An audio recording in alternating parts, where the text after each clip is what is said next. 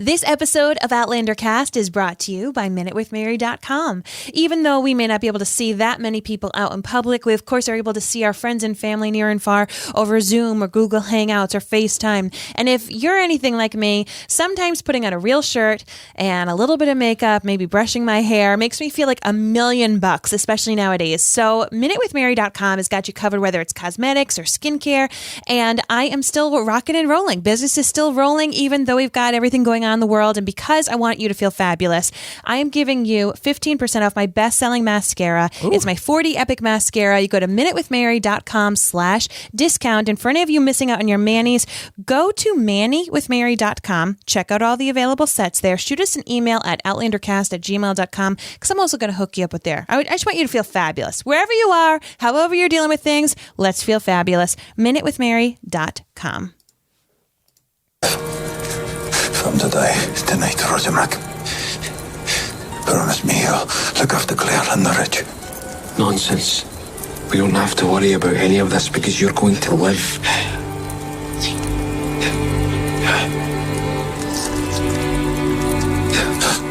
It's a dangerous path to go down. Vengeance. Did you cast a bequeathed referendum to your son? Bonnet has waged the war on us. We're defending our family, our beliefs, those that come after us.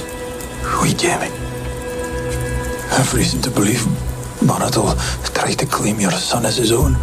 He'll have witnesses from the tavern. Bree was willing to lay with him for a silver ring.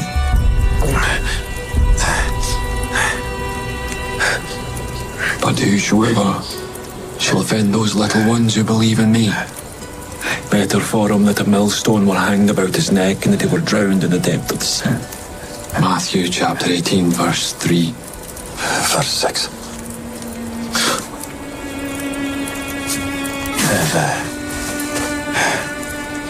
Bonnet's crimes are unforgivable. Better we rid this earth of him, that he may never harm another being. There's a fine line between a monster and a hero.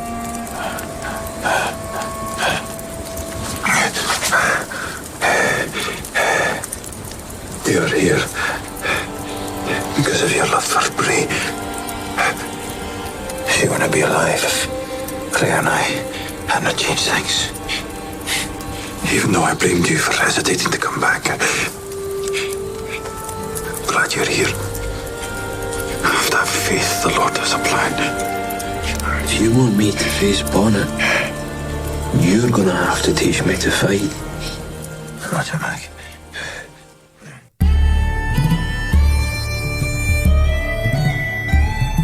All the way from Providence, Rhode Island, welcome to Outlander Cast. It's a podcast dedicated to the show Outlander on Stars.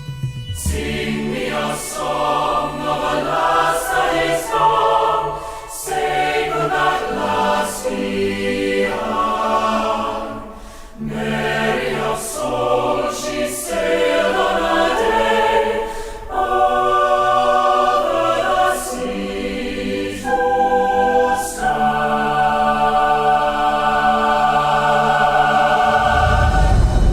everybody, and welcome back. My name is Mary Larson. My name's Blake, and I freaking hate snakes. Snakes suck. I can't tell if I hate snakes more than spiders. I think you hate spiders more. Oh, man. Right? Freaking. And at least snakes' fangs are useful. That's Snakes awesome sauce, suck. right? Who'da thunk? Who'da thunk? I hate snakes. All kinds, even garden snakes. They suck too. It is something that you got to be afraid of, especially if you are not ridge savvy like Blake and myself. You don't know what snakes are going to be venomous. You don't know what's hiding back there. We've got all this ivy in our backyard. I don't know about you guys, but now that we're home all the time, Blake and I are suddenly interested in doing some yard work. We've never done yard work before. No. We don't know what we're doing. We're probably going to need to get some help. Thank you, Google. But there's all this ivy in the back that probably someone planted. It probably looked good at one point, but we're afraid there's snakes in there. Yeah, no. The snakes, spiders, rabbits, squirrels. And after seeing this episode, you know what we're going to do? Hire somebody. Yeah, absolutely. I was hoping to save money. And I was like, nope, not worth it. Not after seeing what happened to James Fraser. No. I mean, look at him. Mary ain't going to suck the venom out, I'll tell you that. No. No. I will take the Jamie Fraser, just let me be. just let me die right here in the backyard. No offense. No offense. But if Jamie was like, please don't cut off my leg, I should just die, I would be like, I love you so much, and yet I hate blood so much more. Okay. All right. So we, of course, are here to talk about episode 509. Such a thrilling, exciting, jam-packed episode. For those of you who don't know us, my name is Mary. My husband, Blake. We love to podcast about all sorts of shows. I've read the books. Blake has not. So he, of course, takes the show watcher approach to all of this, as do many people who are joining us live. And in those comments, you want to make sure you share things spoiler free. And that's what this episode is. Whenever I know something that might be in the future, I oftentimes drop a little interesting, since I can't really say what I want to say. But for those of you who may have a little more time on your hands, I do want to invite you to head on over to maryandblake.com. I know several of you are watching us at Mary and Blake Media on YouTube. If you haven't already subscribed there, please do so. We go live there as well. But maryandblake.com is where all of our podcasts and our blogs are. And if you are looking for any other shows to binge, in addition to Outlander, during your time at home or just to kind of get your mind off of things, we might have some shows there that we could recommend. So check that out, maryandblake.com. And for now, we are going to jump on into the show.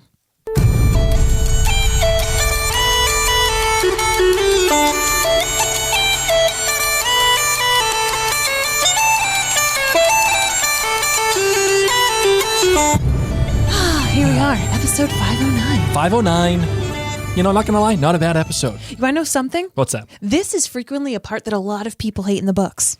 Really? In the book, yeah. Well, what about did they hate it in the book? I'll let them tell you, okay? Okay, fair enough. Fair enough. No, I get it. It's so many things in Outlander people love or hate, and then you're going to find another bunch of people who love or hate a completely different thing. Yes. But I was interested to see how this was all going to play out. Book 5 is a big book. There's a lot of space in this big old book. Yeah. So it was really exciting and interesting to see how they were going to portray all of the things that happened in this episode. Thank goodness Ian came back last time, right? I know. Needed his help. Yeah, because if he didn't, how would you even put him into this episode? Listen, you wouldn't have had Rolo, so you would have been out of luck. SOL. No one would have heard poor Roger banging a stick. So here we go. Of course, you want to delve into the mechanics of what made this all possible. Tell me who was important about this episode that we didn't see on screen. So the episode title was not famous last words. Monsters and Heroes. That's the episode title. My document is a little bit wrong. That is my fault, ladies and gents. I apologize. Monsters and Heroes, ladies and gents, written by Shayna Fewell, who has written 3 total episodes of Outlander thus far, including Blood of My Blood, If Not for Hope, and Monsters and Heroes. The director was Annie Griffin. Now, Annie Griffin is not widely known. This is actually her first credit as an Outlander director. She, not a whole ton of, there's some television here, but not like a lot of television that like she's done lately, a TV series called Together. She did a TV series called Women on the Verge, Wild Bill Group. And the latest one that you may know is Avenue 5. That's a relatively new show that has come out recently. Actually, quite a bit of people quite like that show.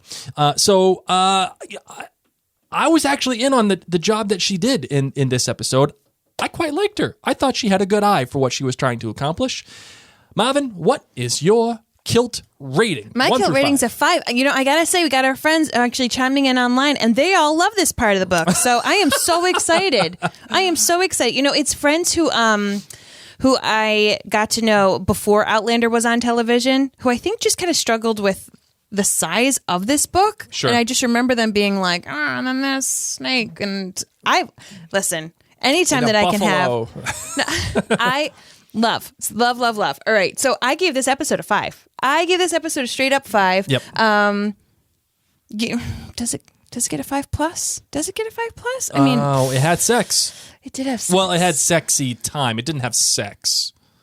Oh my God, but the sexy time was just so stinking good. It was pretty good. I'm giving it.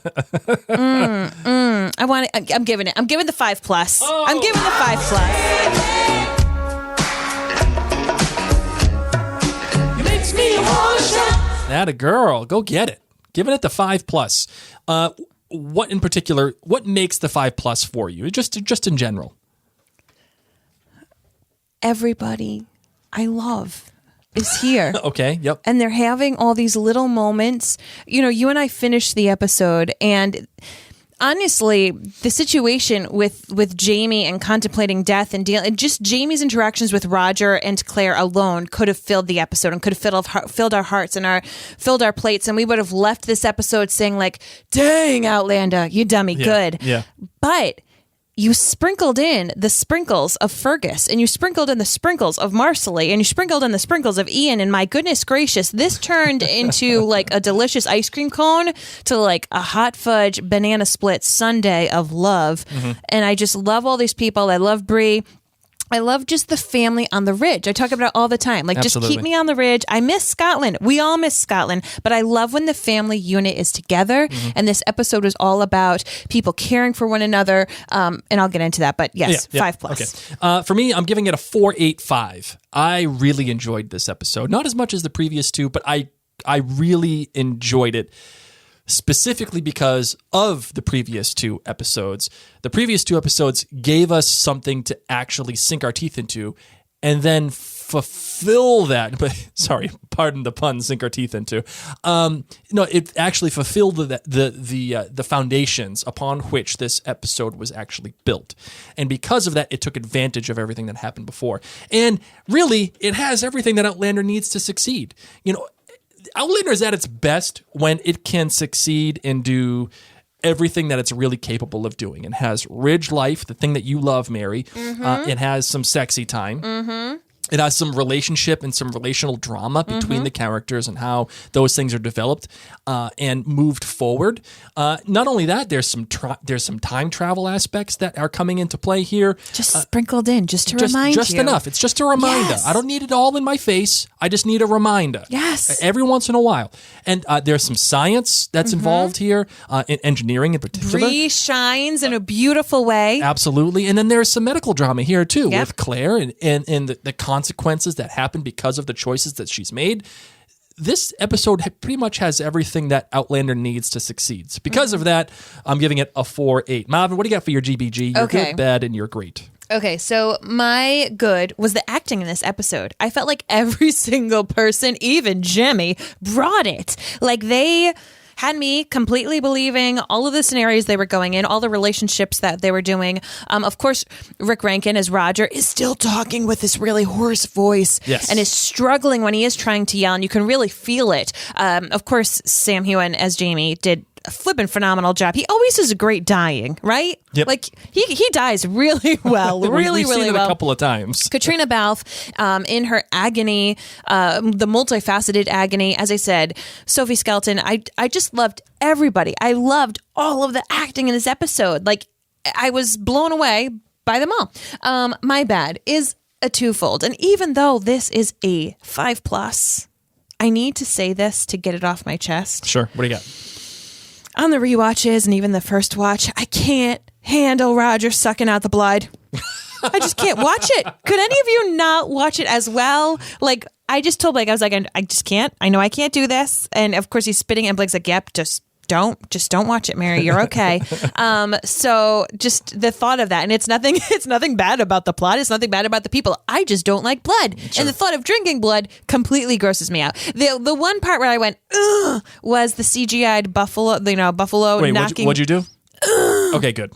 The one that was literally the one part that took me out. And Yeah. they did their darndest best, getting the real buffalo Yeah. and doing the best we could with the CGI. But Brie, like, flying in the air because of this buffalo, that was the one moment where I was taken away and I went, oh yeah, this is a show, because it wasn't up to CGI par that I've seen in so many other aspects. And I had to sit there and say, Mary, they had a CGI buffalo hit over a woman. Like, what are you thinking it's going to look like? Perfect? Come on, girl. But that was like the one thing that took me out. But I am forgiving, as I said. They did a great job with that. And then my great was, as I was saying before, all the several little moments with the people that I love. The family at the Ridge has blossomed, and they're truly all looking out for each other. Even Ian, who just showed up yesterday, it feels like, because it was last Sunday to us.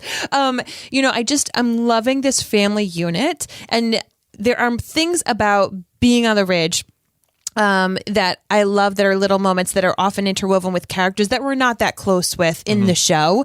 But I still love that you get to feel this family unit in this big house on these adventures, just as simple as getting meat and how they have to do this all together. So I'm just loving this family. And it's something that we started to really see last season, and I'm loving seeing it blossom. We care about Bree and Roger trying to have sex while Jemmy is, cussing. We care about them now because they are part of this family that we love. We love seeing Ian and Fergus reunited because they are these brothers who, are sharing this relationship. So I just love that the family's back. Everybody's in this together. Granted, Jamie's kind of dying, but he's okay. We're living. We are. So that's my GBG. All right. My good is absolutely Roger and Jamie. Everything that happens between Roger and Jamie here is excellent. And not only is it excellent, it is absolutely vital. It is vital for this season to succeed. I think a lot of people so far have attributed this season to the relationship between Jamie and Myrta, or even Jamie and Claire. No, I say the success of this season rests on Roger and Jamie. Abso-freaking-lutely. This is the one that needs to succeed, because if this does not succeed, you cannot buy the final reason to stay with the television with the television season. You can't buy it. The emotional crux of the whole thing so far has been, even from the very beginning, of Jamie calling Roger out, saying, "Hey, you're going to do this," and he hesitates, and then he tells him he can't be a captain because he didn't teach him, and then Roger getting hanged.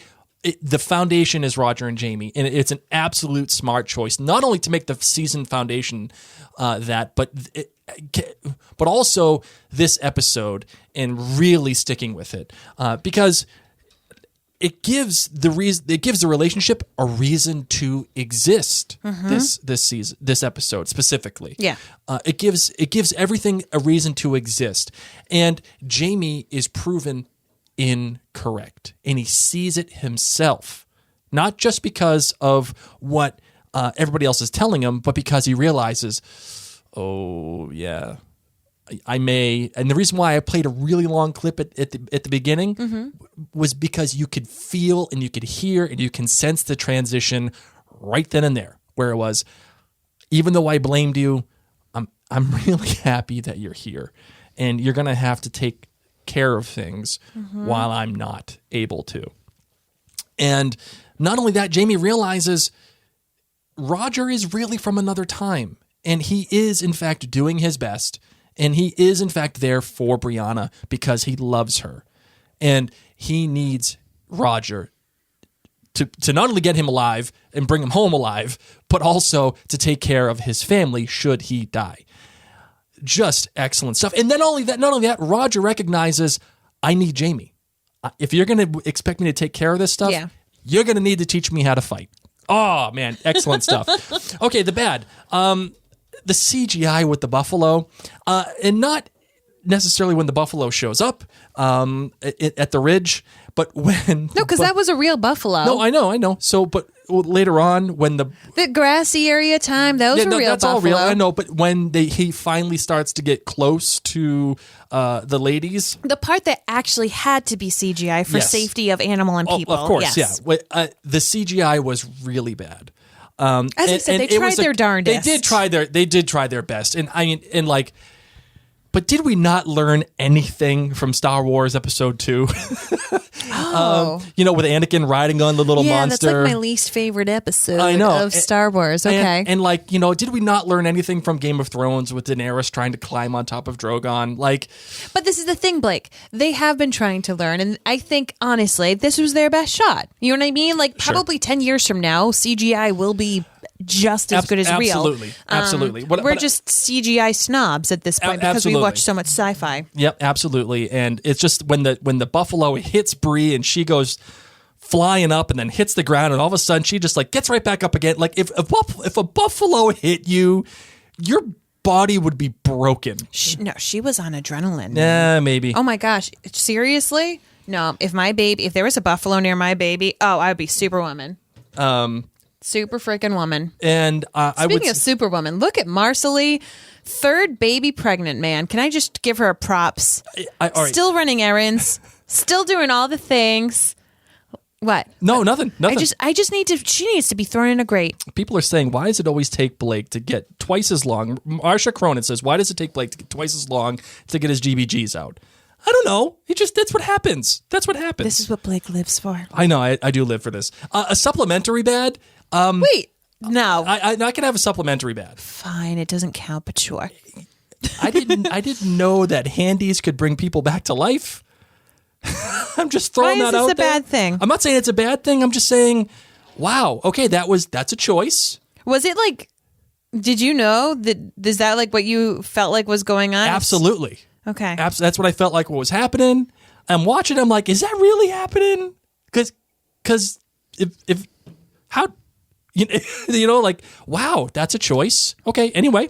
But the great is an unfair great, but it needs to be my great because it needs to be. Fergus, Margus's kid, the name is Felicity. You're welcome. Yeah. Here I was thinking that we named Felicity after Felicity, the television show with Kerry Russell. No, I mean, really, we love the name Felicity because it means happiness. But Yes, it just true. so happens to be also the name of our daughter. Blake literally was like, aw, and I said, yay. Yeah. I was like, oh my God, Congrats. Felicity, get the hell out of here. No, yeah, obviously that's our daughter's name, and that she's the Outlander baby.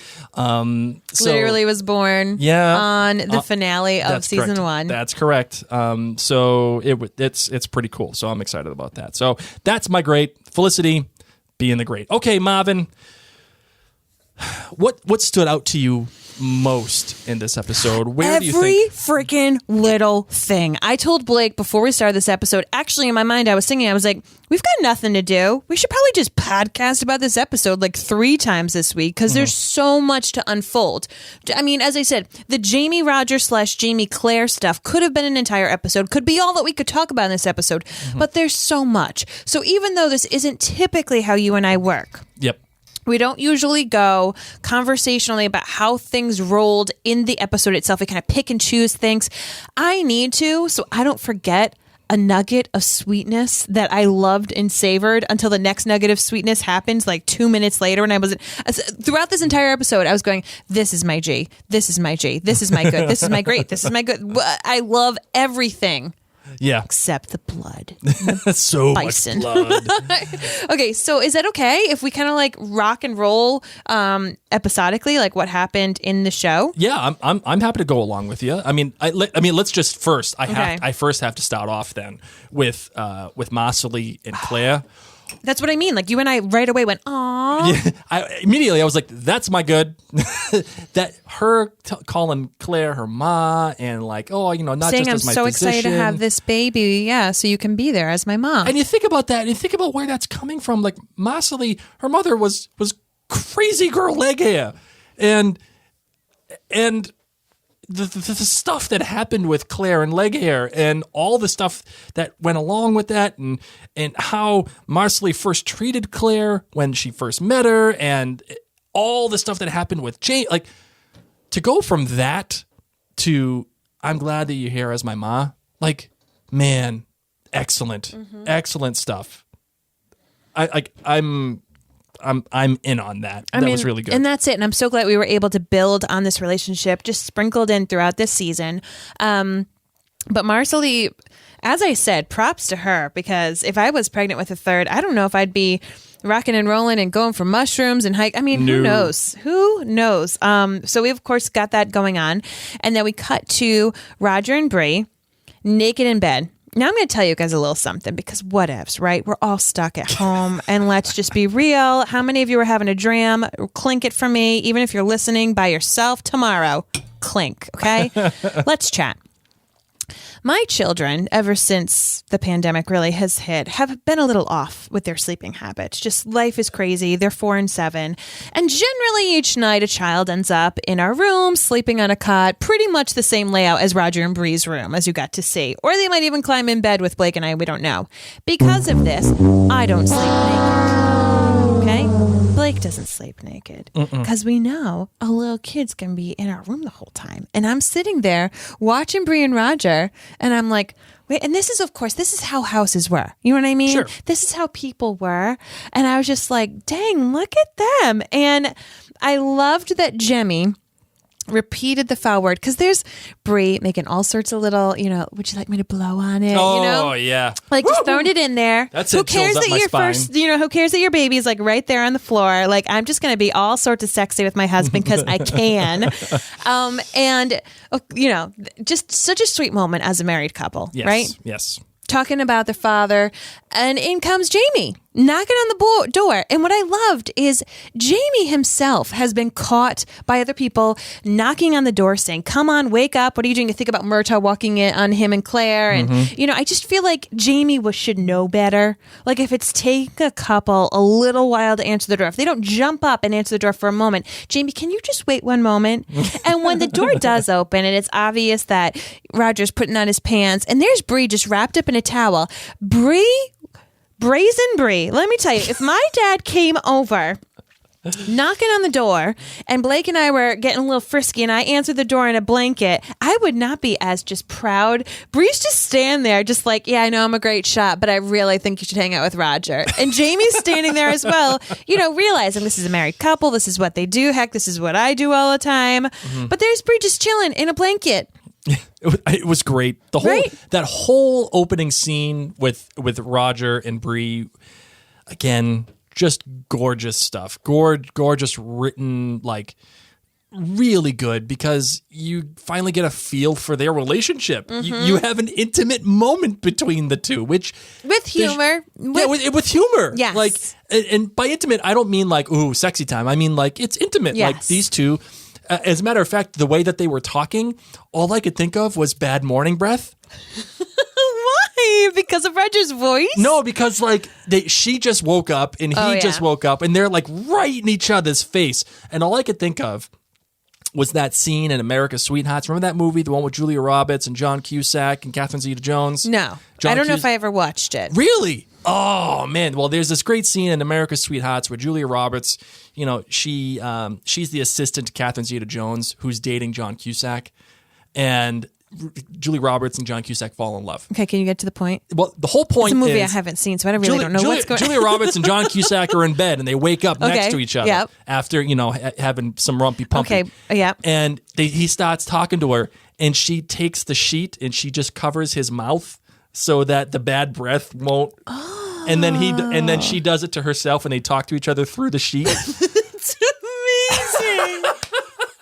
I think we found a second use for all these masks we've all bought off Etsy, right? Yes. Just put them on and have some morning rumpy pumpy and you're good to go. No stinky mouth.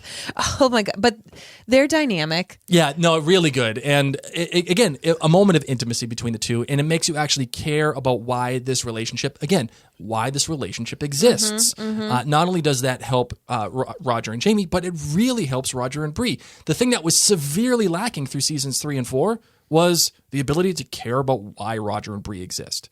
And in this season, we're finally getting it. And it's working to a T. Absolutely. Yes. Absolutely. And nobody even actually had sex in this episode, and I was just feeling all of it. I mean, because let's be real. I know that there's going to be some people being like, Mary, lay off it. These people have sex so much, and I'm so happy about it. I'm so happy to see healthy relationships that are physically connected, that can joke, and it's not just about bow chicka wow wow, you know what I mean? Mm-hmm. It's healthy married people who are sexual and who can joke and who can have bad morning breath in our imaginations. I just love it. So of course we go.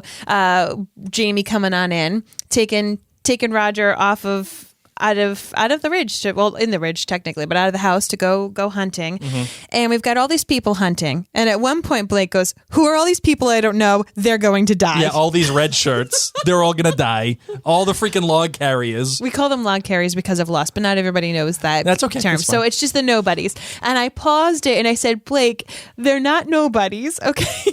you actually know almost everyone in this photo. So do you remember who went hunting, Blake? It was Josiah or Keziah, one of the others. They're both the same to me. Josiah. Okay, Josiah. He can speak. He talks, there was Raja. There was Ian. There was Ian. Was JQM there? Was he with them? Fergus? No. John Quincy Myers? No, he wasn't there. Okay, he wasn't there. Fergus was there. Yes. And then we had like two log carriers who I had no idea who they were. The Browns. Oh, sure. Remember, I pointed at him and I was like, there you go. You recognize him, right?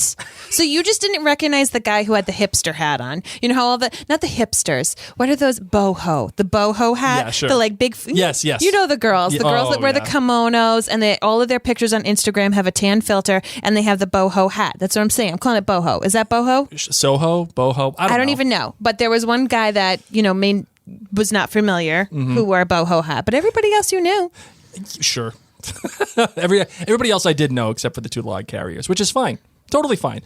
But it was funny. They had this great shot of all of them like getting together, and it was so cute. It was like so perfectly manicured, like there were tri-levels of people. They were standing and some were kneeling, and it was just like it was so perfectly staged that it was like, yep, definitely watching a TV show here. Okay. We know who was the hipster hat. What? You wouldn't know, don't worry. Okay, sure, fine, whatevs. He was just like, they're gonna die. That's all Blake could think. They're out hunting bison. He's like, he's gonna die. He's gonna die. He's gonna die. I don't know him. And I was like, Blake, stop. Just be. You're okay. And of course, all those people left. Yes. And Roger is left with Jamie. Yes. Roger steps in what he thinks is cow poop. Yeah. Nope. Precious. Nope. That so stinky. That was Chekhov's poop, if you will. Not Chekhov's gun, Chekhov's poop. Because, once you introduce the buffalo at the beginning of the episode, they're going to have to come back by the end of the episode. How did you feel seeing those buffalo? Was that expected for you? Now, mind you, we've been seeing the buffalo, the bison in the opening credits, so we knew that this is something that we were going to be seeing this season. Sure. But how did that feel for you? I don't know. I mean, it was. I didn't know buffalo roamed the plains of North Carolina, but maybe they do, and that's great. I mean, that's a whole. Like they said, a whole winter's worth of meat right there. You bag one of them bad boys, that's the end. I mean, forget about it. You eat like a king for a while once that happens. Jamie gets bit by a snake. Yeah. Like this is where it happens. Right here. When that happened, I was like, all right, what are we doing? Is this like the thing of the week? Is this the Beardsley house? Is this the is this the X-Files episode of the week, the monster of the week that we have to deal with? And I was like, oh, come on, man. I don't want to go through this whole thing. And little did you know that this was going to be like one of your favorite episodes. Yeah. I was like, I just don't want to go through this whole thing again. And you have to deal with all these, log carriers, and they're going to have to help Jamie. No, and like, they didn't. No, absolutely not. And listen, I know that this episode spun its wheels a little bit, specifically because nothing really happens outside of what happens to Jamie and the buffalo. But that's okay. In fact, I would say that's better. That's better because you actually had a chance to sit down with these characters. And not only did you get a chance to sit down with them, it advanced them in meaningful and practical ways in their relationships. Agreed. Discovering the tension between Claire and Jamie about taking his leg or not taking his leg, having the pressure alleviated off of Roger and Jamie. Even something as, this wasn't very subtle, but even something as nuanced as Ian looking up to Jamie only to have his hopes kind of dashed by him in a moment of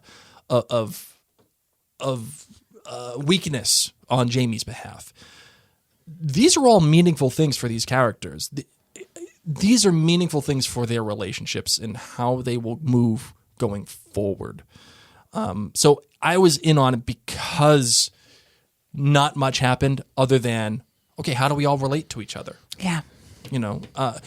My initial bad was how hard that Ian came down on Jamie. It was like all of a sudden he showed up and he was just mad. You really upset me, Uncle Jamie. Like, come on, man. That's a We're going to get to that, okay? Okay, sorry, go ahead. That happens a Yep, lot go ahead. later. Yep, go ahead. So we leave the boys with their blood and sucking and venom and cutting off a snake head. Way to go, Roger. Way to go. And we get back to Claire and Bree. And Bree's having pretty much the same existential crisis that I have every single week, right? what am I doing with my life? Yeah, you hit that stage when you're about 35 and you're like, yeah, what am I doing? Where are we going here?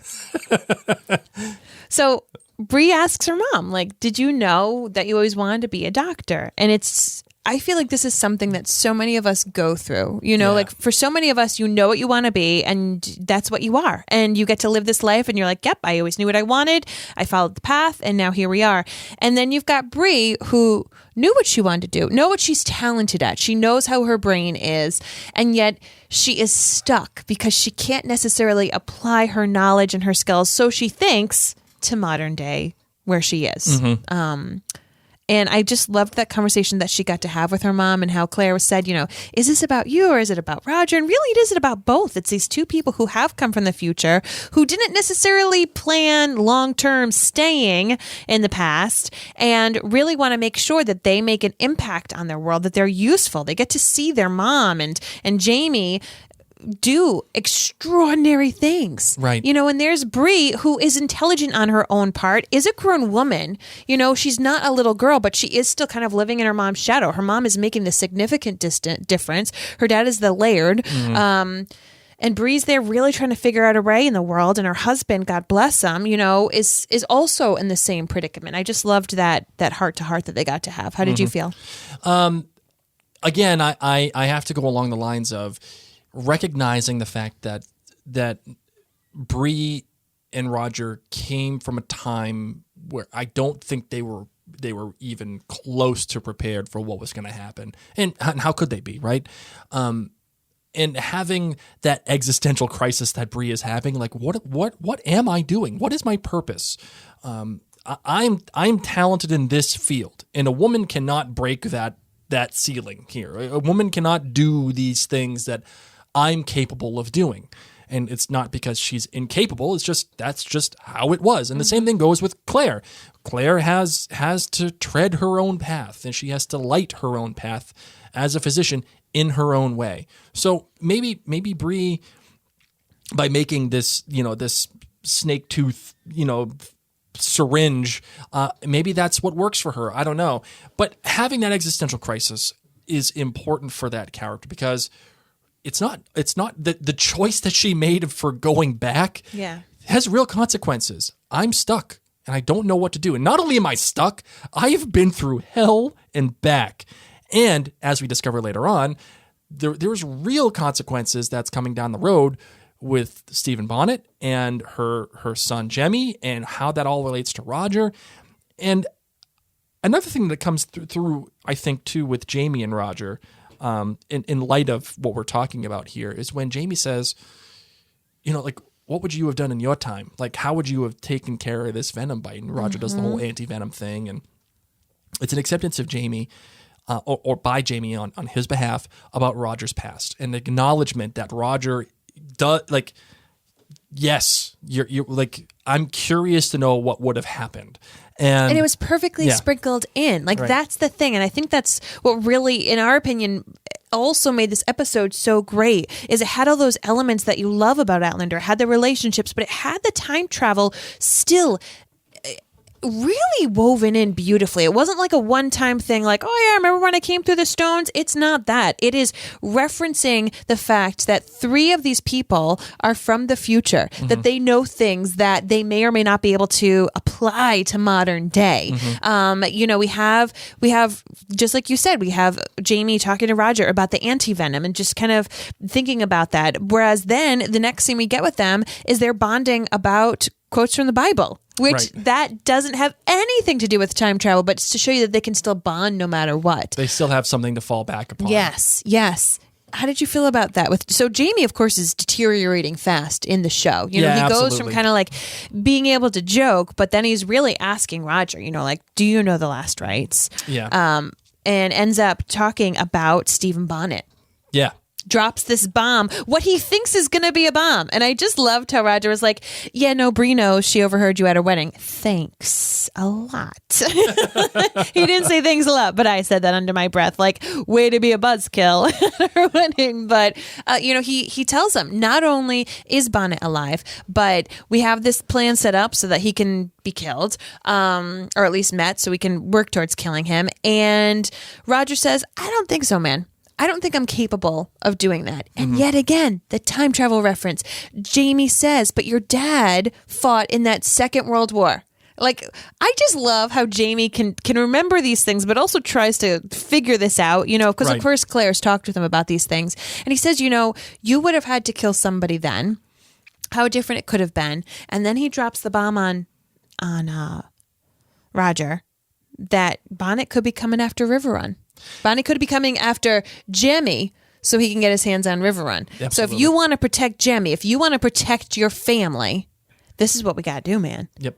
And you see it just click for Roger. Yeah, you literally saw it on Rick Rankin's face when he was like, there was that moment when he kind of like does this thing where he pulls back a little bit, where he's like, and then it all sinks in. It all sinks in. And something that has been building this entire season, and they've been a very adept at keeping Stephen Bonnet a presence throughout this whole season. It's not like all of a sudden, okay, Battle of Atlanta happened, the regulators are gone, let's move to the next thing. It was, he's been there this entire time. He's just been lurking, and and I still go back to that one scene where you find the coin on baby Jemmy. That was such a cool way to keep that presence alive for Bonnet. But I how much of a big fan I am of Bonnet and your boy Jimmy and the whole thing.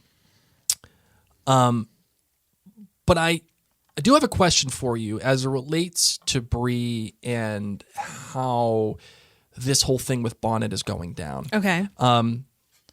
There are still plans being made outside of Bree's knowledge about Bonnet, and Jamie is very, very determined in killing Stephen Bonnet, and it just feels like Bree has no say in any of it. It just feels like Bree just doesn't have any yep, okay, that's what I want to happen. Or, no, I don't want you to kill Stephen Bonnet. Can you please just let it go? That's how it feels to me. Do you feel the same way? It just feels like there's a bunch of guys around her making these plans without her input. And that kind of sucks for Bree and for what has happened to her. Because, yeah, sure, Bonnet has done stuff to Claire. Absolutely. Jamie acknowledges it. We all seen it. And Bonnet has clearly done stuff to Roger. But Bree is the one that really took the brunt here, and she doesn't have any say in what's happening. What do you think about that? I think it's Jamie not trying to be, but being the dad figure, being dad. Like, someone hurt my child. I'm going to make sure that this is taken care of. And then, of course, you have this extra added element that could be impacting now his grandchild. It's difficult to say because, of course, we don't get to see them have a conversation with Bree early on. And Jamie's really kind of kept this hidden from Bree. what he thinks is hidden from Bree all this time. But then, of course, we do get Roger talking with Bree about it. So I do think that it's tough from the Jamie Claire perspective, the Lord John Grey, Jamie Claire, because they've been the ones to make this whole plot. As soon as Roger knows, he's now gone and told Bree. Right. Like, think about it. He gets back and he's like, by the way, this is what's happening. This is what's going on. And he talks with her about it. So, and not only that, Lord John's in on it too. Like, Lord John is helping aid this process. Yeah. At least that's what Roger says. So I don't think that it's like, I don't see it as a bad thing. I think Bree's gone through a lot. Okay. She's gone through a lot. So I just I'm not feeling icky about it in this episode. So we have some commenters here saying, oh, well, she had her chance. She dropped the keys, or she went to go see him in the jail. And that was her say in all the whole matter. Yeah, I agree. That was her choice. She said, okay, I forgive you, or yes, this is the choice that I make. But after that, that's her choice. Okay, he can go live his life. Just get out of mine. Like, do what you do. You're gonna go die. You're gonna get your penance. But ever since then, everything has been out of her control. After that, everything has been decisions made without her knowledge or for her. And I just feel like Bree, as the daughter of James Fraser, is capable of much more than having a bunch of guys around her say, yeah, we're going to go kill Bonnet. But it's not a bunch of guys. Claire's in on it too. This isn't just a bunch of guys like making these plans. Sure. It's Jamie, Claire, Lord John Grey, like all these people are chatting and they know what's going on. So I don't think that it's like these guys just think that Bree can't handle it. I'm fine with this situation. Sure. So that's my 2 cents on it. But let's slightly adjust here, and I want to ask you about the build up to Bonnet and this oncoming bomb that Jamie drops on Roger. Well, yeah, but this conflict that is obviously going to happen by season's end. Something is going to happen by season's end between. I'm going to let you riff while I sit here and get ready to say interesting. No. What I'm getting at is whether it's this season or next season, but I'm pretty much going to guarantee that it is this season in some form or fashion. Do you feel like the buildup that they have done this entire season leading up to this thing with Bonnet has been effective? And do you feel like this is going to be the big moment, and they nailed it. Like they've created enough tension, they've built enough of the relationships between these characters. This is what I'm going to go for, and it's going to succeed. Do you think they're doing a good job with that? I think they're doing an excellent job right now, and I'm going to be vague. Fair enough. I think they've done an excellent job with this season so far. Period. Yes. Yes. Fair enough. By the way, can we? So, you know what? This is something that I noticed. You're welcome. Yeah. This is something that I noticed when I was doing.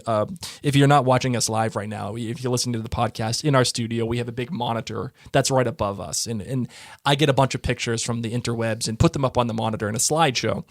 And as I was doing the pictures for the slideshow, I realized that can we just talk about the boot and pant combination that Bree is wearing? The maroon situation. Oh my goodness gracious. All the cosplaying needs to go on between that outfit and someone else needs to dress up as a bison. Oh. Okay? Like when Comic-Con is allowed to happen again, that's what I want to see. Yeah. Yeah. That outfit was gorgeous. Oh, I mean, not only is she wearing pants, awesome. That's great. That's Bree's style. I know, but she's literally wearing the pants in the on the ridge, which is a really cool subtext. She's the one wearing the pants in the whole relationship. Look at you. But and then there is the great irony of Lizzie saying, "Oh, today's a good day for dying." Lizzie. And it's like, oh, ominous. Like the irony there that you have between Jamie almost dying and Bree almost dying and the whole thing. Would you have done the same thing with like that Bree did by 100%? Would you? 100%. I would have been like, take me instead. Man. That was quick thinking. Anything you do for your child. Yeah, it was a funny like side quest for this episode because I really feel like the whole buffalo thing. What did we really learn from any of it? With from the buffalo? Bison? Yeah, from the bison, buffalo, whatever it is. Tatanka. What did we really learn from it? I don't know. I mean, other than that, Bree can take a hit. She can. That's adrenaline, man. That is all adrenaline. It kind of reminded me of a football player. Yes. I see them do that all the time. Yep. And she's young. She's sprightly. She's not She's like malleable. us. Like, let's be real. I hit my knuckles on the ceiling yesterday from attempting to do an at-home workout. I've been home for a month, and I finally was like, okay, fine, I'll move.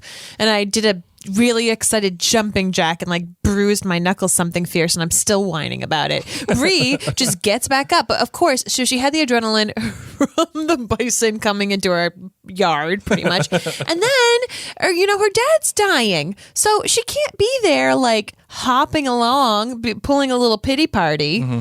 I mean, yeah, she probably needs to she probably took a couple little something or others from Claire's cupboard. Oh, yeah. Yeah. All the Advil. Little CBD oil, rub that all over. Is it the stick or the stick? No, the stick. Yeah, Yeah, Claire doesn't do anything but the stick. Yeah. That's what she said. That's All for right. the muscles. That's for the pain is the stick. Oh man. Little arnica gel. Some oils. Who knows? Who knows? Icy hot. Throw some icy But hot. yes, I would have done that for my child. I would just do that. No, not for anybody. I mean, probably for somebody. I don't even know. Are you bleeding? Yeah, I cut myself by accident. Yeah, I don't know what the hell I cut myself. Okay, on. well let's I did it by pivot accident. because I don't even know where you're going Sure. right now. Yeah, no, go ahead. Okay. Why did we get to the bison? Why were we there? We jumped a little bit. Yeah, we did jump a little bit. I apologize. It's okay. What do you think about? Well, you know what? Let's just do this because Can we get to Ian? Because I know you wanted to talk about Ian. That's exactly where I was going. What did you Okay. think about Ian and Fergus and how they were talking to each other after the whole blow up with Jamie? Well, let's talk about the blow up with Jamie because Okay. you seem to have an issue with that, and I'm all about that life. Okay, so here's Ian, who has, been gone forever, came back to his family, because he loves this family. He gave up his family to be with this family, to be with Yes. Jamie, and here's Jamie, just like, I don't know, like I could stay alive, but I don't want to just have a leg. You're literally talking to Ian. You're talking to Ian, whose dad doesn't have a leg. You're talking to Yeah. Ian when Fergus is pretty much his brother in life. Not great, Bob. No, Jamie. This isn't like the world of people who have all of their body parts on. You're talking to someone who, Especially as your adopted son, who's Fergus, only has one hand that booms when he claps. Yes. Like boom. it reminded me a lot. I mean, people have these kind of conversations. This is really hard. This is a hard thing. I don't know Okay. if I could do this. I'm going to She do said. it. So I have a handicapped sister. Yep. Okay.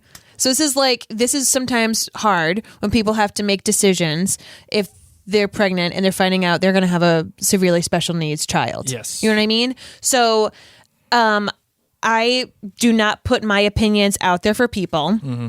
I don't judge people about what's going on with them. But I think people don't have those conversations with me because they know I have a handicapped sister. Sure. Does that make sense? Absolutely. So, it's, who I love. She's my older sister. Like we're missing her a lot right now because we can't even, I'm going to get all emotional.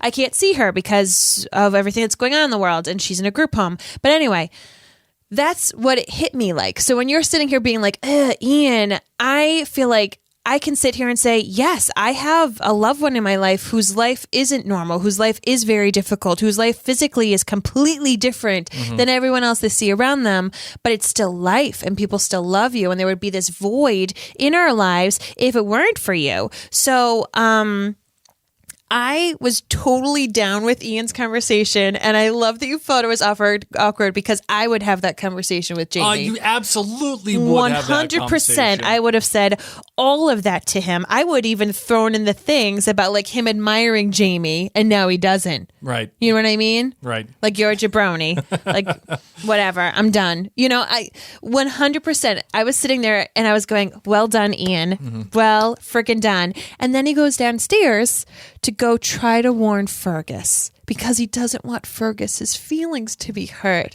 And Fergus is there. Fergus and Marsley, man, chillest people ever. Dude. Like, they're probably the best roommates. Absolutely. They get it. Yeah, they get it. They like restock the fridge every once in a while. They, don't give you a lot of flack. They're just understanding people. Yep. But, You want to have a party? Sure. but like they can hold you to it when it's your turn to pay the bills, Yep. but they don't do it in a mean way. Like, they just get life, man. Like, this is Fergus, okay? This is Fergus who grew up with a tough life, doesn't have a hand. Like, let's get real, okay? He's gone through a lot of stuff, and he just wants to see Jamie. Right. And I think because of his like kinder, quieter demeanor, And we don't know everything that Ian's seen and Ian's gone through. Ian's trying to protect Fergus, and Fergus is really trying to tell him it's okay. Right. Fergus is first trying to figure out why Ian doesn't want to see him. Fergus is thinking, you don't want me to see him because he's going to have his leg cut off. You don't think I can handle that? Right. Buddy, like, look at my hand. I got this. I've been through it, We're pal. fine. And then he gets to talk about being a man of leisure. Yeah, that was great. A great callback. Great callback to that. And I think even better is the fact that Fergus just says, listen, I just want to be there for him. It doesn't matter. He's earned that. He's your uncle. He's my adopted. Well, he didn't say it, but he's the adoptive father. Yeah. Oh yeah. I mean, no, Ian says that, like, our uncle and our father. Like, Yeah. he acknowledges, yes. It's time that, we be there for him no matter what. And it was a great moment of reality, I think, for Ian, where it was like, yeah, you can be mad, and I feel like this is something that would happen to you too, my darling, where you'd be like, like animal, and then you go downstairs, you'd be like, oh, yeah, that was probably not great. But then he goes and he apologizes to Jamie later. Yes, absolutely. And really, And Jamie even acknowledges the fact that, Ian, you were right. You were right. that shook Jamie. Yeah, absolutely. As much as you didn't like Ian saying all that to Jamie, Yep. I interpreted watching this as that is what made Jamie say, what am I doing? What am I doing that I'm going to say, sure, I'll die. Like, I'm putting this little pity party. I'm going to go hide from Claire in my bed so I can go die in my bed and have, Claire lay down with me as this happens. No, I think that, thank goodness for Ian for standing up and saying what was on his mind. Yeah, and it's all these little, again, we talked about the foundation of this season, in particular this episode, being that relationship between Roger and Jamie. But it's all these little conversations that orbit around Jamie. And like the whole snake thing, as much as I initially was like, well, okay, this is dumb. Like, this is the next, monster of the week thing. All these conversations orbit Jamie's injury. And that injury has a ripple effect for each one of these characters. And not only the characters that we all know and love, but for all the rest of the log carriers on the ridge. Because they all got to go find all the maggots. Oh my God, those maggots. Oh, yeah. All I can think of, anytime I hear the word maggot, or anytime I see maggots, all I think of is the Lost Boys with Kiefer Sutherland. He's like, they're eating the rice. Okay. He's like, maggots, Michael, you're eating maggots. And he looks down, they're all maggots instead of white rice. You're on the next level right now. I don't know why, referencing man. all these like 90s movies. Oh, no. The Lost Boys is straight up 80s. Oh, baby. okay. Oh, yeah. Perfect. That's prime Kiefer Sutherland. Oh, vampire Kiefer Sutherland. They're having everybody looking for maggots. Drop what you're doing. Yeah. Drop your dyeing. Drop your washing of your clothes. Drop your candle making, because all those people are still making the candles with that same shot. Yep. Okay, stop whatever you're doing. The laird needs maggots. Right. And it was also great too, and this was a subtle thing that happened. Roger says to Bree, and when they're having the conversation, it'll be like, okay, what's going to happen here? Roger says to Bree, I'm looking for dead rabbits. And wouldn't you know, it was Josiah or Keziah, one of the two, that discovers a dead rabbit. So it shows you that Roger is acclimating himself to the environment, even more so now, where he's getting more comfortable, where he recognizes the things that he actually has to see. And at the same time, we have Jamie saying, everyone keeps telling me that you're a professor. It's okay to get philosophical right now. Like, Isn't that great? There's this really great dichotomy, and there's this really fine balance that the writers are really going towards here, where Jamie's becoming more accepting, Roger's becoming more aware and more attuned to his environment, and playing off, again, all the conversations that orbit this relationship, how that relationship is rippling out to the rest of the world, to the rest of the Outlander universe. It's a real fine balance, a real thin red line, because one misstep either way, where Roger all of a sudden is superhero Roger, or Jamie is all of a sudden Mr. Emotion and I love Roger, and it can go up one way and down the other, and it will be really bad real quick. And they are towing that line really well. And the same thing goes too, I think, with towing the line with the whole thing with Claire and Jamie at the end. Like, I know we joked about the handies earlier on in the podcast. I didn't joke. No, you didn't. Sorry, that was the bottom of my bottle. That's what she said. What did you just play? I said, that's what she said. Oh. Jeffrey, get out of here. Get out of the studio. Stop. Jeffrey Hirsch, get out of here. What are you doing? The handy part could be a little much. On a lesser show. Hold on. We don't just jump into the handy, okay? Wait. You got to work up to the handy? Yeah, you do. How do you work up to the handy? You got to what? You got to massage a little bit? Like Jamie's dying. Yes. Jamie Fraser is dying right in front of Claire's eyes. Yes. And Okay, she's trying her darndest to keep this man alive, keep her promise to him, is dealing with all this emotional. She didn't know this was coming. Okay, they just got back from battle. They're just trying to keep people like happy and dying clothes, and it went from literally like we're gonna eat some bison to here's Jamie dying from a snake bite. Jamie Fraser is dying from a snake bite, Right, and of it's all hitting things, him so quickly. And all he wants is he suddenly feels cold, and he wants to feel her touch. Right. And actually, before we even get into that, let's just acknowledge the fact that Jamie sees the saw and is like, yeah, no, I'm not doing that. So before we get into the handy it's not. pot, Yeah, no, he grabs it. Yeah, right. Yeah. Before we get into that whole thing, do you feel that Jamie is wrong in this situation, or do you think like, okay, I could see where he's coming from? I would not want my leg cut off Yeah. ever, but especially during that time. And yeah, he knows how gross Claire can get. You know, he does. He mentions that autopsy. The autopsy, like you had to. Oh, because they were talking about the snake bite. Like, did you ever deal with snake venom? And she says, I haven't. Like, you really don't usually need surgery for it, but I did do an autopsy, and you know, he's bugging out. I mean, you get to see Jamie has been with Claire through all different types of surgeries, of procedures. Even him reminding Roger that before Roger cuts his leg where the wound was, he takes out the alcohol and sanitizes it. This is what I see Claire do before she cuts open somebody. He knows the autopsies. So Jamie knows. He knows how Claire's head works. And when he sees that saw, he knows what her plan is. He knows at least what one of her plans is. And no, I get it. I mean, oh, gross. I mean, blood, gross. The big dramatic question. The big dramatic question we have here is would Claire really go through with it? Like I took that scene where they showed her tying the knot in her apron. Yes. Like that was, okay, that's Dr. Claire now. Yes. It's not Claire, the wife Claire. This is Dr. Claire. And Dr. Claire is going to do what she's got to do. I think Claire would have done it. And that's didn't they talk about that in the writer's room? Exactly. Like, would she have done it? Would she have not have done it? I think Dr. Claire would have taken over. Right. And saved her patient and the love of her life. I think so too. And knowing that Jamie would hate her for it, and knowing how scared he was. This is James Fraser, man. Jamie Fraser, I feel like ain't scared of anything at any time. And you could see him like a wounded animal in the corner, grasping onto this saw, being like, no, I'm not going to let you do it. It's my choice. Like, he's a wounded animal just begging for anything for life. And, man, I'm of the opinion that Claire probably would have done it too.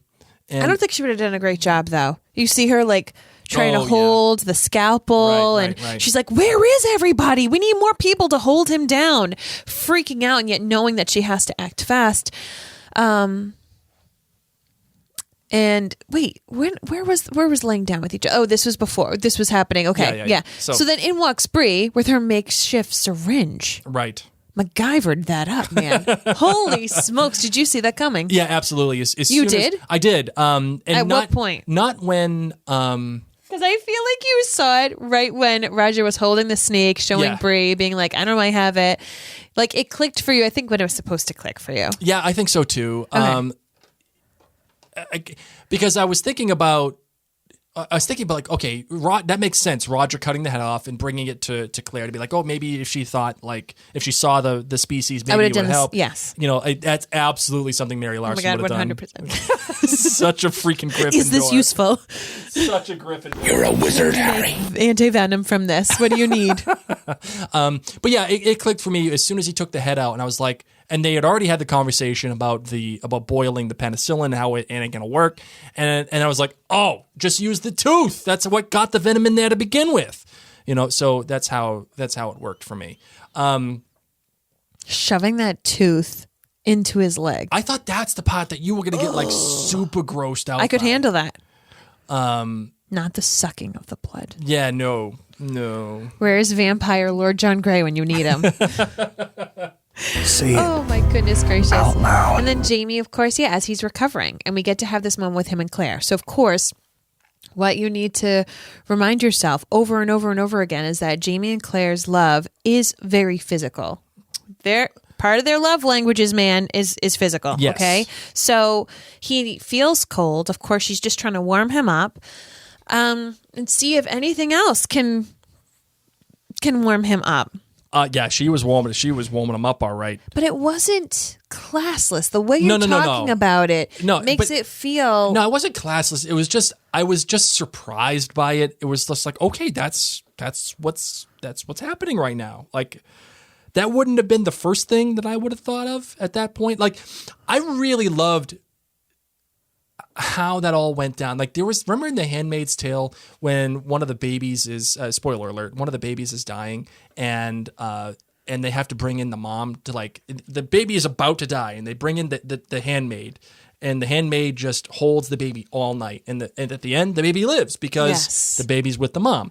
And that's what that reminded me of, where it was, when all medicine fails, when all the things that Claire is good at, like it's not without reason. It's a little bit ironic, but it's also there purposely. Claire talking about her position in life as a doctor and losing Jamie or Bree, and that would end her. But her job is, I'm a doctor. When all else fails, it comes down to two people. Yes. Jamie and Claire. And Claire making a physical connection that defies all logic. Yep. It defies all science. It defies all medical practice. It's just two people, heart to heart, soul to soul. Yes. You, me, here together. And then they do the handy. And I was like, okay. Like, I'm not saying it was bad. I feel like only Outlander could pull that off. And they did it beautifully. Yes. Like, that's the thing. I think that a person could glaze by the fact that Claire was warming, wee Jamie up.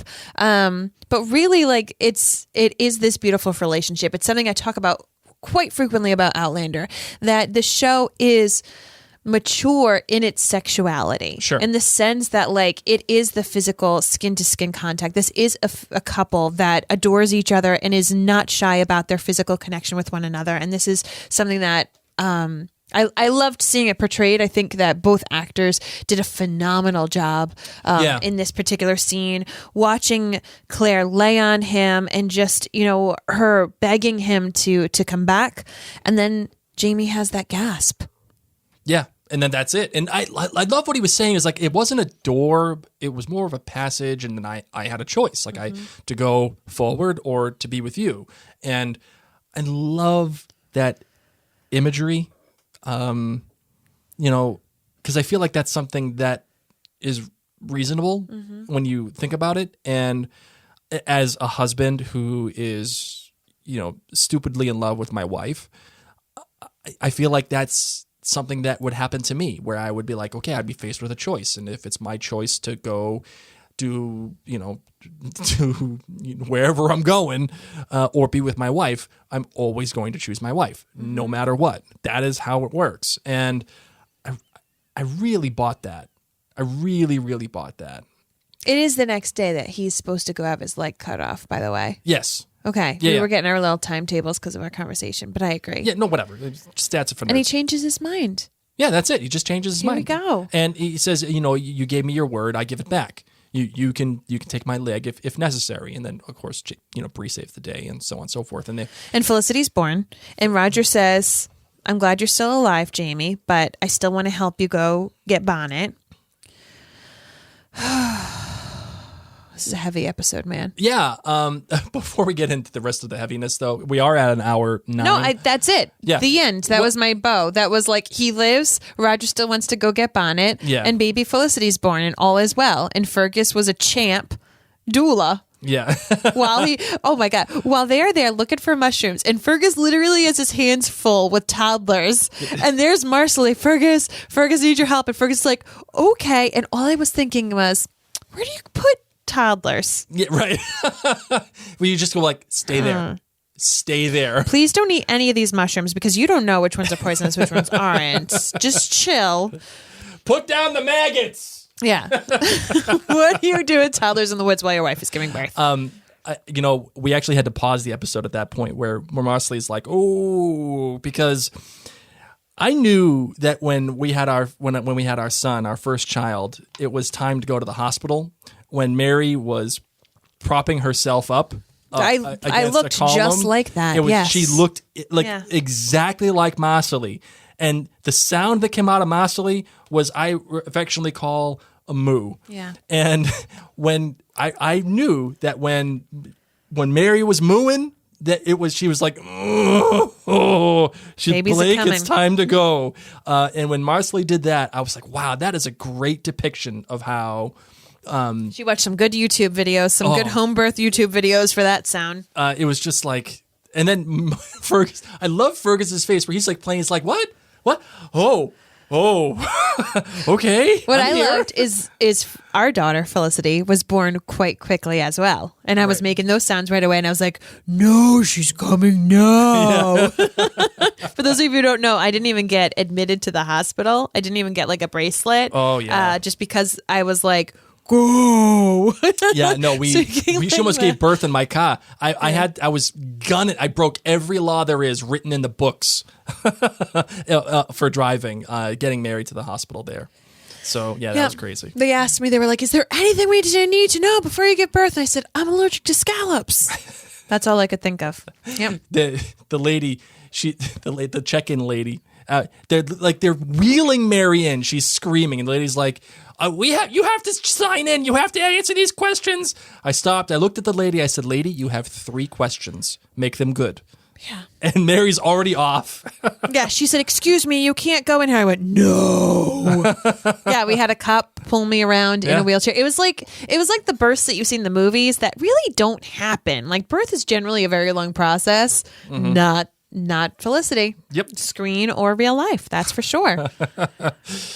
Oh, man. There's a lot to unpack about this episode, but I feel like we did a dang good job, and I can't wait to hear our listener feedback. I am so excited. I was just glancing at a lot of the remarks, and so many people loved this part of the book. I was telling some of you, this is why you are my clan. I'm feeling so good right now to delve into it. And even if you didn't like this episode, we want to hear it. We want to hear what stuck out to you. Of course, our listener feedback episode is coming this week, so make sure that you send your emails, you do your voicemails. Oh, wait, we got Outlandish Theory of the Week. Oh, I know. I just wanted to remind everybody. Oh, okay. All right. Sorry, fair enough. I apologize. It's all good. Okay. All right. Give me your outlandish theory, Blake. All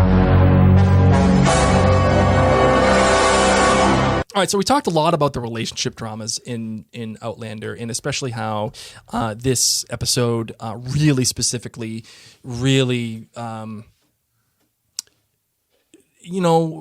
discovered a lot of things about a lot of people and how they relate to each other. And in particular, especially as it relates to Roger and Bree, we chatted and they chatted about their purpose. What is their purpose here? What are we doing? What's our point? And I can't help but think that Roger really doesn't have a point. Like, his point right now, at least going forward, is I want to kill Stephen Bonnet. My gut tells me he's going to try to kill Stephen Bonnet. He's going to go with Jamie or whoever and try to kill, and they're going to fail miserably. And Roger's going to get his A beat. He's going to get smoked somehow, some way. And I keep going back to Roger knowing the passage in the Bible and like offhand and being brought up by a reverend. And then like also not only that, but like when in the episode Providence, when he goes to save the pastor or whatever, the priest, whatever he was, there's this real, they haven't really dived into it or dove into it yet, but there's this real sense that Roger has a real sense of faith. And he even jokes with Jamie about not reciting the prayer in Latin and the whole thing. I can't help but think once he gets his ass handed to him by Stephen Bonnet, like I think his purpose is to go become not a priest because he's married, but like a pastor of some sort or a reverend, like taking after his adoptive father. So maybe he can't be his real dad, but he can be his adoptive father and help spread goodness and use his words. We talked last episode about his words being his weapon, his mind being his weapon. Use that. Use it. Like, go spread the word. Go spread goodness. Go spread the relationships and teach people the way that I know that you can teach. And like, he had that great lecture at the beginning of the last episode. You can do that as a pastor. Like, that feels right to me. So I can't help but think that's where Roger is heading, especially in light of what he's planning on doing with Stephen Bonnet. Maybe here's another thing. Ooh, bring it, Blake. Blake's bringing all the theories tonight. Maybe they get to the point where they can take out Stephen Bonnet, and we already had Roger being like, I don't know if I could do this. I don't know if I could get somebody in front of me, flesh and blood, and then we put an end to his life. I don't think I could do it. And I wonder if they do get to that point with Stephen Bonnet, and at the moment when Roger is supposed to do the thing that ends Stephen Bonnet, he can't. And then Bonnet recognizes that and hurts Roger. Like, I can't help but think that's the road that we're going down. Very interesting. So I'll take that. It sounds like a positive, interesting. Boom. Mock me. Please hang up and try again. Oh, Blake. Marvin, final thought. What? Final thoughts. Just an Blake. That's what she said. That. Oh, hey. Hey. Final thoughts. I love this episode so much. Love it, love it, love it. Can I just say, sure, I needed subtitles when they were in the forest. Yes. All those Scots talking, I just did not understand. They were whispering, and I'm like, I know what's going on. Ooh, sorry, Luma. I know what's going on. Throwing my cat around. No, it's fine. No, it's fine. It's just she just desperately wants to be on. She has a concussion now. It's totally fine. She's totally fine. I needed to put in the subtitles, and I'm glad I did a second time. Oh yeah, no, because they're a little too whispery, and their accents are a little thick, and I needed it. I generally, when it's a heavy accent episode, I do need to have subtitles on for at least one of them, and I recommend putting subtitles on for a rewatch anyway, because you do miss these little things that are kind of whispered to each other. But yeah, this episode needed some subtitles. Yeah, for me, my final thought so far is, the path that we've taken in this season so far, it's been a little twisty, and sometimes you look at it, you're like, oh, what are we doing? And in particular, the Brownsville episode and the Beardsley episode, I still don't understand. Like, I know everyone's saying, oh, it's going to come through, and I still haven't seen it. I still don't know what we're doing with it, and we're on to episode 10. We only got 2 more left here. So, but the journey that we've taken with these characters and how we have 3 left. 10, 11, 12. Yeah, that's 3, honey. Yeah, whatevs. Stats are for nerds. That's why we don't do live math. The journey that we've taken is really special so far. Again, as it relates to Roger and Jamie, I actually care. Like, I actually really care about what happens to Roger at this point, because the show has finally given me a reason to. Yeah. And I think we're on the right path. And I now I'm looking forward to seeing what happens. We got 3 more episodes left. Thank you, Mary. You're welcome. And I can't help but wonder, like, what's going to happen now? Like, we got 3 episodes. You're going to be leading up to Bonnet, and you got things happening here. Man, I don't know. I'm in on it. All right, so you ready to close out this bad boy? I am. Let's do it.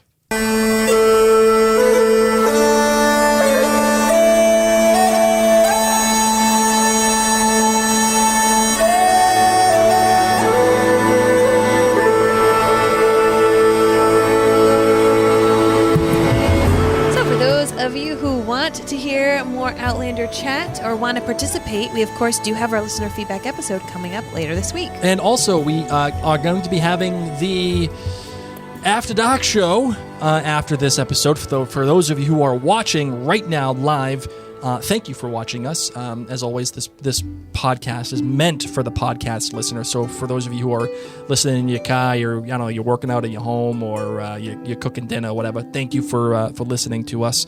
But for those of you who are watching live, we will be doing the After Dark show in about 10 minutes after this is done. You can join us at OutlanderCastClan.com. It's a very special episode. It's a very special show that Mary and I do. It's fun. We eat snacks. We talk about cat butt and anything that's on our mind. Oh my gosh, our cat Lumos.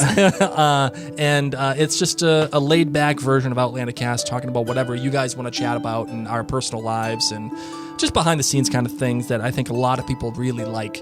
And it's become one of the highlights, I think, this season for me when we're doing Outlander Cast. So OutlanderCastClan.com. Join there and get extra episodes of Outlander Cast with Mary and Blake that you don't normally get in your normal feed. We want to thank all of our patrons at OutlanderCastClan.com, but especially our most generous patrons, our associate producers, Angie, Candy, Carolyn, Celine, Christine, Dawn, Diane, Jeffrey, Jennifer, Karen, Marilyn, Maureen, Patricia, Siobhan, Stephanie, Valerie, as well as our co-producers, Amanda, Ann Lee, Barbara, Dana, Janet, Keelan, Lori Ellen, Marianne, Meredith, Raynal, Sharon, Tina, and Whitney.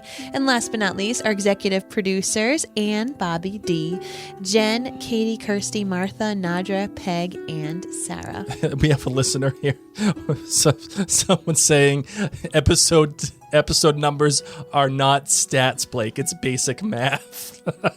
It's okay. Stats are for nerds. It's fine. I don't mind. No problem. Goodness. Thank you for everybody for listening, obviously, and joining us live. Of course, your comments always mean a lot to us. All your emails.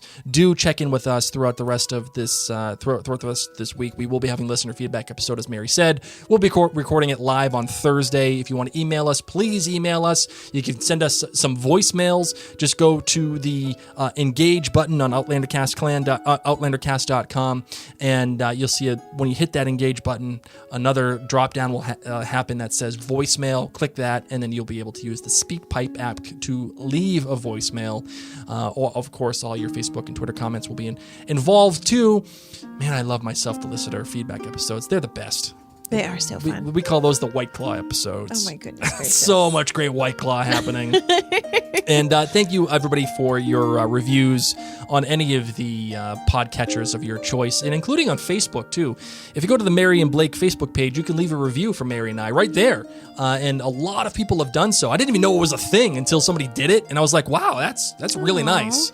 So, do me a favor. If you're on Facebook, go to the Mary and Blake Facebook page and leave us a review there, because, it brightens my day. I like reading it. And thank you just for those of you who are tuning in live. We truly appreciate that you've been able to do this. And if you are not able to join us live while you're listening to this now as a replay in your podcast, know that this is what we do. We go live Monday and Thursday nights, especially while we're hanging out in our houses a lot. So make it an event. Put it in your calendar. Get your PJs on. Get a drink. And join us either on Facebook, Twitter, or YouTube. We're generally doing it around 8 o'clock Eastern Standard Time on Monday and Thursday nights. Depending if our kids sleep. Yeah. The little rats. The planets need to perfectly align. So on that note, my friends, we are going to sign on off. And for now, my name's Mary. My name's Blake. And you've been listening to Outlander Cast.